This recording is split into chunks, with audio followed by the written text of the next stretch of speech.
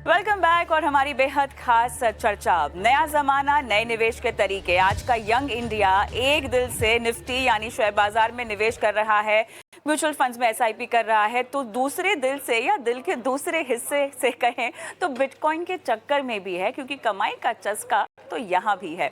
कहीं शेयर बाजार की स्थिरता है तो कहीं क्रिप्टो की चमक धमक है। दोनों में आखिर दम है। एक सेफ प्ले माना जाता है तो दूसरा high risk high reward game माना जाता है। तो आखिर आज का युवा क्या सोच रहा है? क्या वो स्मार्टली बैलेंस कर रहा है या बस फोमो में बह रहा है? चलिए करते हैं आज इसी पर बातचीत। निफ्टी वर्सेस बिटकॉइन, जेनजीज की असली चॉइस आखिर क्या है? मेरे साथ बेहद खास मेहमान नीरव करकेरा, रिसर्च हेड फिजडम से जुड़ गए हैं, अतुल पटेल, को फाउंडर सीईओ मुड्रेक्स। आप दोनों का स्वागत है और बहुत ही इंटरेस्टिंग डिस्कशन होने वाला है। और मैं तो चाहती हूँ कि आप दोनों आपस में जुगलबंदी भी कर लें, ठीक है, बिकॉज आप दोनों अलग अलग खेमे को रिप्रेजेंट भी करते हैं। अतुल, आपके पास आऊंगी क्योंकि मुझे ये स्प्लिट समझना है, ठीक है, निफ्टी और बिटकॉइन के बीच में। अब किस तरह से आप देख रहे हैं कि अब हमने रेट कट का सिनेरियो बनता हुआ देखा है, तमाम ट्रिगर्स अगर हम फैक्टर करें, और इतने सालों से क्योंकि आप इस स्पेस में काम भी कर रहे हैं, खुद भी एक तरह से युवा इंडिया, दोनों ही आप दोनों मेरे ख्याल से यंग इंडिया को रिप्रेजेंट भी करते हैं। नीरव मानेंगे नहीं, उनका दिल अगर धड़कता भी होगा क्रिप्टो के लिए वो बात अलग है क्योंकि ऑन एयर है। आप बताइए अतुल, आपका दिल शुरुआत में कैसे धड़का क्रिप्टो के लिए? और आज के जेनजी से जब आप बात करते हैं तो कमाई का चस्का तो क्रिप्टो में ही ज्यादा है, क्या कहेंगे? Kavita ji, thank you for having me here. Kavita ji, actually बहुत ही इंटरेस्टिंग चीज हमने ये देखी है कि क्या हो रहा था कि पिछले कुछ सालों तक ये जो चस्का आप कह रहे हो ये काफी ज्यादा था। लोग बहुत सोचते थे कि क्रिप्टो तो क्विक मनी मेकिंग स्कीम है, हम जल्दी से पैसा बना लेते हैं और आगे बढ़ते हैं। बट ये टेंडेंसी पिछले कुछ सालों में बहुत बदली है, स्पेशली बिटकॉइन जैसे एसेट्स को लेके, जहां पे लोगों का मानना इस तरीके से हो गया है कि अब बिटकॉइन तो रहेगा रहेगा, ओवर टाइम ग्रो करेगा, दुनिया भर में अडॉप्शन बढ़ रहा है, तो हम भी इसमें थोड़ा सा पैसा ऐड कर देते हैं, धीरे धीरे एसआईपी की तरह ऐड करते हैं, ताकि 4 5 10 साल बाद ये नंबर हो सकता है बहुत बड़ा हो जाए। तो ये बहुत ही सरप्राइजिंग था हमारे लिए। जब मेरा पहला बिटकॉइन खरीदा था 2017 में, तब रियलिटी कुछ बहुत ही अलग थी, तब वॉलेटिलिटी भी बहुत अलग थी बिटकॉइन की, और तब से अब बहुत ज्यादा मार्केट आगे बढ़ गया है। स्पेशली इंडिया मार्केट बहुत ज्यादा आगे बढ़ गया है, जिस तरीके से लोग सोच रहे हैं बिटकॉइन के बारे में और ब्रॉडर क्रिप्टो करेंसीज के बारे में। अब कहीं ना कहीं इसमें एजुकेशन का भी लेना देना है, कहीं कहीं ना कहीं इसमें rise of global influencers and social media platforms का भी लेना देना है। बट जनरली मैं ये देख रहा हूँ कि लोग ज्यादा बिटकॉइन में इन्वेस्ट करके लॉन्ग टर्म में पैसा बनाने की तरफ लीन कर रहे हैं। एक quick question Atul, first investment choice क्या क्रिप्टो है एज कंपेयर टू शेयर बाजार? क्या आपने ऐसे पाया है? यंगर कुछ यंगर लोगों के लिए यस। सो बहुत इंटरेस्टिंगली यस, ये हो ओके ओके। कि बिकॉज शेयर मार्केट में कई बार लोगों को ऐसा लगता है कि उन्हें एक मिनिमम सिग्निफिकेंट अमाउंट इन्वेस्ट करना होगा या उन्हें बहुत लॉन्ग हाँ, टर्म के लिए इन्वेस्ट करना होगा, तो वो पार्टिसिपेट करने से थोड़ा ज्यादा टाइम लगा रहे हैं। जबकि क्रिप्टो को लोग बहुत, एज ए स्टिल सेट, इस तरीके से सोचते हैं कि यार ट्राई करके सीखेंगे तो पता चलेगा, तो छोटे अमाउंट से ट्राई करते हैं। हमारे यहाँ बहुत ज्यादा हाई है, लाइक ऑलमोस्ट 70% ऑफ यूजर्स जो मुद्रेक्स में इन्वेस्ट करते हैं उनके पास एक सिग्निफिकेंटली लार्ज म्यूचुअल फंड या इक्विटी अकाउंट ऑलरेडी होता है। बट 8-10% लोग ऐसे भी होते हैं जो पहली बार चालू क्रिप्टो से कर रहे होते हैं। ये नंबर पहले ज्यादा बड़ा हुआ करता था, but again as I said, over the last few years, over time ये नंबर कम हो गया है। तो इसका मतलब है कि ओवरलैप बढ़ते जा रहा है। लैब बढ़ते जा रहा है, बिल्कुल यही एक बात हमें समझनी है। और नीरव, मेरे ख्याल से आप थोड़ा सा इसमें ज़्यादा हाईलाइट कर पाएंगे, क्योंकि आजकल का जो जेनजी है, या अगर मैं यंग इंडिया की बात करूं, उसने इन्वेस्टमेंट को के एक अलग लेवल पर एंट्री कर ली है, या एक अलग लेवल को वो समझते हैं।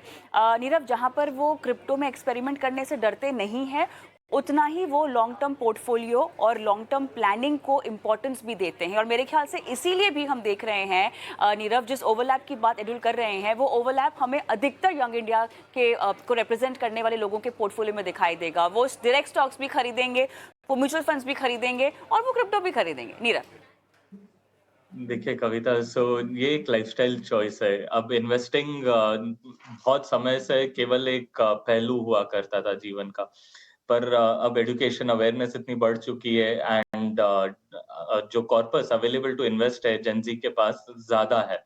अपने पिछले जनरेशंस की तरह नहीं है वो, जहां पर उन्हें एंड्स को मीट करने के लिए दिक्कत हो रही है, उनके पास इन्वेस्टेबल सरप्लस काफी ज्यादा है।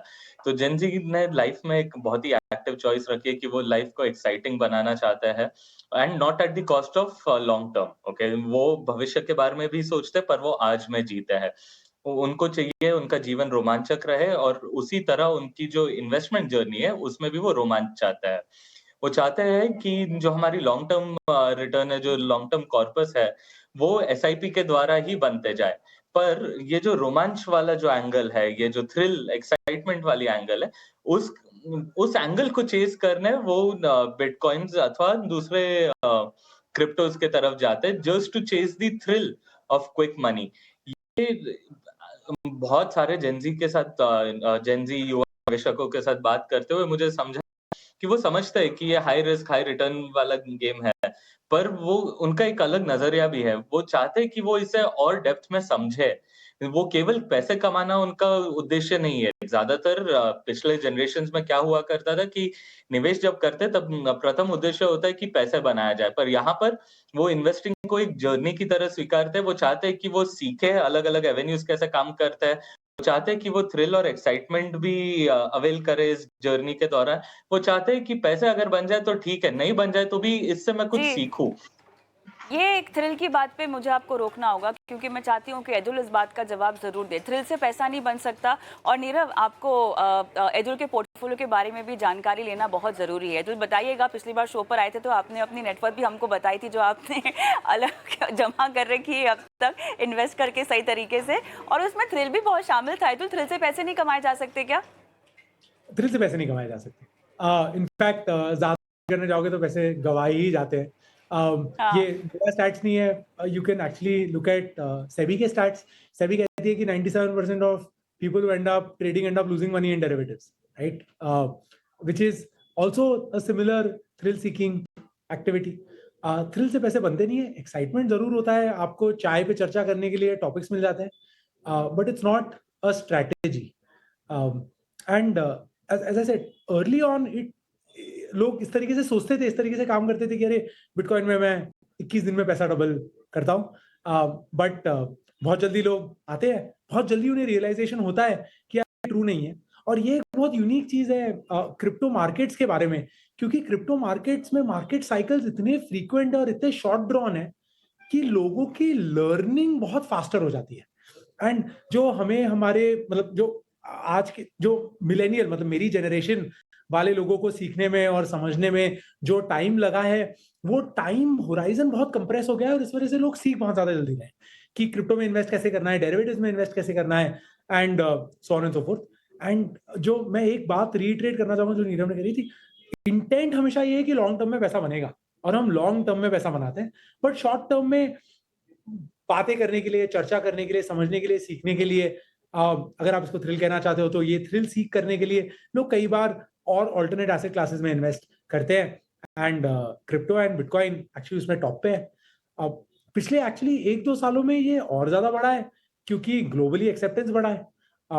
As a consequence of that of course मेरे पोर्टफोलियो का शेयर जो क्रिप्टो में है वो भी बढ़ चुका है अब, simply because prices have gone up and things are doing well.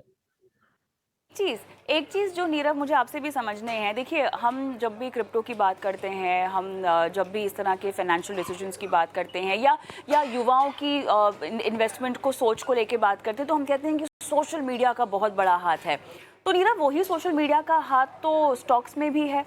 Stocks में भी तो उनको खरीदारी करने के लिए कहा जाता है ना। इस तरह की वीडियोस तो केवल क्रिप्टो की से वो नहीं है, रिस्ट्रिक्टेड नहीं है।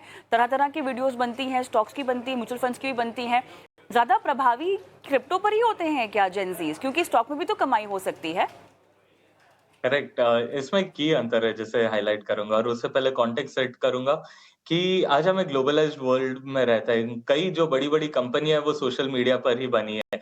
कई जो बड़े-बड़े दिग्गज हैं जिन्हें ग्लोबल गवर्नमेंटल ऑर्गेनाइजेशंस में पोजीशन मिला है, उनका भी जो क्लाउट है वो काफी सोशल मीडिया से ही आ रहा है। सो सोशल मीडिया के द्वारा इम्पैक्ट जो होता है वो बहुत ज्यादा एम्पलीफाई हो चुका है। अब इसे नजर रखते हुए हमें ये भी समझना चाहिए कि जब स्टॉक्स की बात होती है और सोशल मीडिया की जो इम्पैक्ट स्टॉक्स पर होती है वो काफी सीमित होती है। सबसे ज्यादा क्यों? एक तो सबसे पहले इंडियन स्टॉक्स पे जो फोकस करते हैं वो इंडियन क्रिएटर्स होते हैं, इंडियन सोशल मीडिया के कंज्यूमर्स होते हैं एंड इस पर रेगुलेशन काफी टाइट है। Miss selling, miss representing etcetera इनके लिए ना हमारे जो कानून है काफी टाइट है, सेबी की रेगुलेशन ओवरसाइट बहुत टाइट है। जबकि जब हम बाकी सोशल मीडिया की बात करते हैं जो ज्यादातर ग्लोबल कॉन्टेक्स्ट में रेलेवेंट है, डिस्कॉर्ड हो गया, रेडिट हो गया, ये सारे जो है इन पर गवर्नेंस ऑन सब्जेक्ट्स काफी लो होती है। वो global social media global platforms के तौर पर ऑपरेट करते हैं। जो क्रिएटर्स है वो ग्लोबल क्रिएटर्स होते हैं जो इंडिया के लॉ ऑफ लैंड को फॉलो करने के लिए ऑब्लिगेटेड नहीं होता है। Bitcoin, cryptos etcetera global asset classes है।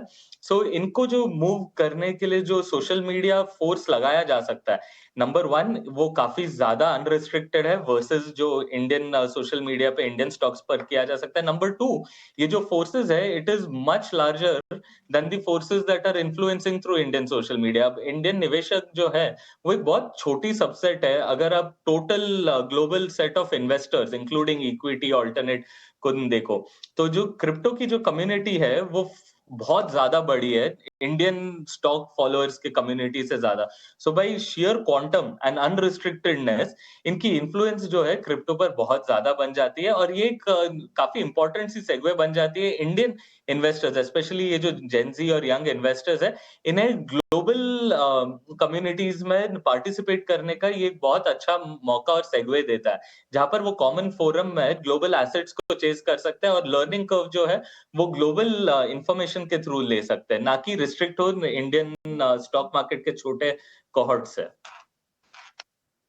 ऑलराइट, मेरे ख्याल से और भी बहुत सारे मुद्दे हैं जो हम बात कर सकते हैं जिन पर, लेकिन एक ट्रेंड जो कि बहुत साफ निकल कर आ रहा है, अजुल ने भी कहा और जब आपने भी कहा, शुरुआती फेज में ऐसा था कि जो पहली बार निवेश के जगत में कदम रख रहे हैं वो क्रिप्टो को पसंद कर रहे हैं, लेकिन अब ओवरलैपिंग हो रही है, अब अलग अलग एसेट क्लास को भी कंसिडर किया जा रहा है और बहुत इंपॉर्टेंट बात, क्रिप्टो कैसे काम करती है उसको भी समझा जा रहा है ताकि लोग अपने रिटर्न तो खैर उम्मीद होती ही है लेकिन रिस्क को भी अब समझ शुरू कर चुके हैं और यही एक बहुत बड़ी बात जो पिछली जनरेशन शायद जेन सी से सीख सके। बहुत बहुत धन्यवाद आप दोनों का इस खास पेशकश में शिरकत की और दर्शकों से बातचीत की, मार्गदर्शन किया।